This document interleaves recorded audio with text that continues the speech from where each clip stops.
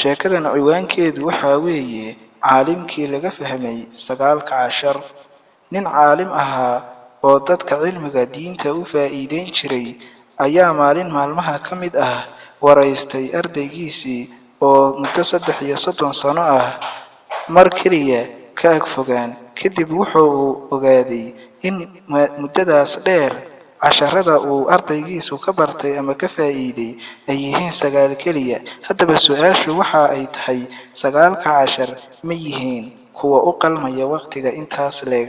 qisadan oo xikmad badan ku duugan tahay waxa ay ku bilaabmaysaa sida tan. caalimkii ayaa warsaday ardaygiisii su'aal, waxaana uu ku yiri, goorma ayaynu wada soconay? ardaygii ayaa ku jawaabay, 30 sano ayaynu rafiiq ahayn oo aynu wada soconay. caalimkii, waqtiga intaas leeg maxaa aad iga faa'iiday ama aad iga baratay? ardaygii, 8 maado ama 8 mas'alo ayaan ka bartay oo ka faa'iiday. caalimkii, cimrigaygii oo dhan ayaan kuu huray, markaas 8 mas'alo oo kaliya iga faa'iiday miyaa? ardaygii, been ma sheegi karo ee 9kaas tiris ayuun baan ka faa'iiday muddadaas intaa leeg. caalimkii, bal hadda ii sheeg 8 mas'alo ee aad iga faa'iiday. ardaygii ayaa tiriyay duruusta uu ka bartay caalimkii, waxaana uu ku bilaabay sida tan. waxa aan bartay in ruux kasta uu dunida ku leeyahay hiwaayad iyo balwad uu jecel yahay oo uu ku raaxaysto, laakiin maalinta uu dhinto ay dunida kaga harayso. markaasaan doortay in xasanaadka iyo cibaadada alle aan ka dhigto wehel iyo jacayl dhab ah, waayo waa arrinta kaliya ee laga hubo in ay qabriga ku raacayso. waxa aan bartay qowlka alle ee subxaanahu wa tacaala uu ku leeyahay quraankiisa, qofka ka cabsada horjoogsiga uu rabbigii hor istaagi doono ee nafta u diida hiwaayada iyo in ay balwadeeda raacdo, jannada ayaa uu hoygiisu yahay.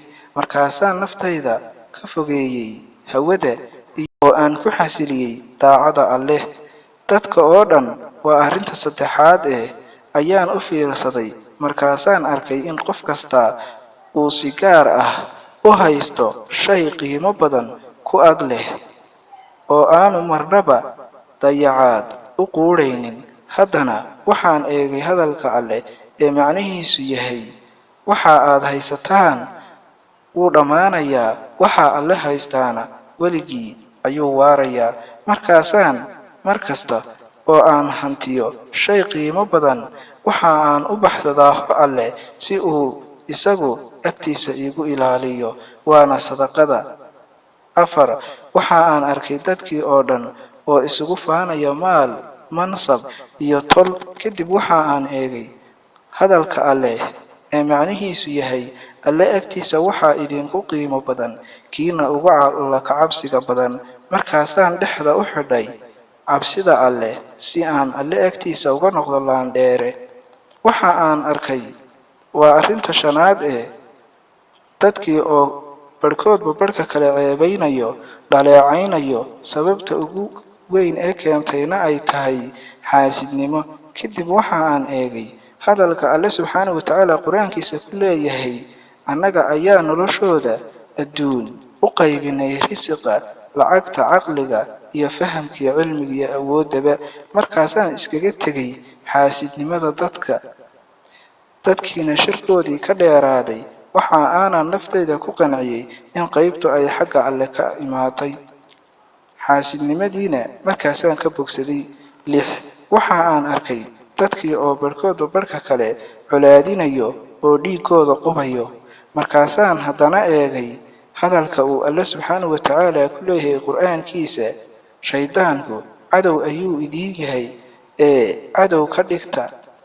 markaasaan iskaga tegay colaadinta aadamaha oo aan u banbaxay colaadinta shaydaanka oo keliya. waxa aan arkay dadkii oo mid kasta naftiisa u xanuunjinayo una dulaynayo sidii uu risiq u heli lahaa ama ay naftiisu u heli lahayd, oo xitaa mararka qaarkood ay la gelayso waxyaabo aan xalaal u ahayn. markaasaan haddana dib u eegay hadalka alle ee uu leeyahay ma jiro noole dhulka guudkiisa saaran oo aanu alle risiqiisu saarnayn dushiisa. 8 waxa aan eegay dadkii markaasaan arkay in mid kasta oo ka mid ahi uu ku tiirsan yahay oo uu talo saartay makhluuq kale oo sidiisa uun alle abuuray. mid maalkiisa iyo risiqiisa ayuu ugu tiirsan yahay, mid danihiisa kale taladiisa iyo talada deegaankiisa ayuu ugu tiirsan yahay, mid caafimaadkiisa ayuu u daba fadhiisanayaa.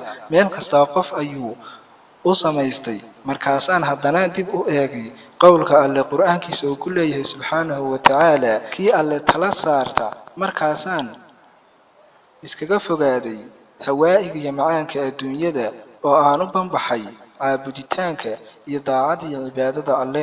haddaba daawade muuqaalkani adiga sidee ayuu kuu cajabiyey? xikmadda ku duugan maxaad ka faa'iiday? saamayn intee leeg ayay kugu yeelatay? subscribe iyo share saar channelka si ay noogu noqoto dhiirigelin. inta ka horeysana wasalaamu calaykum.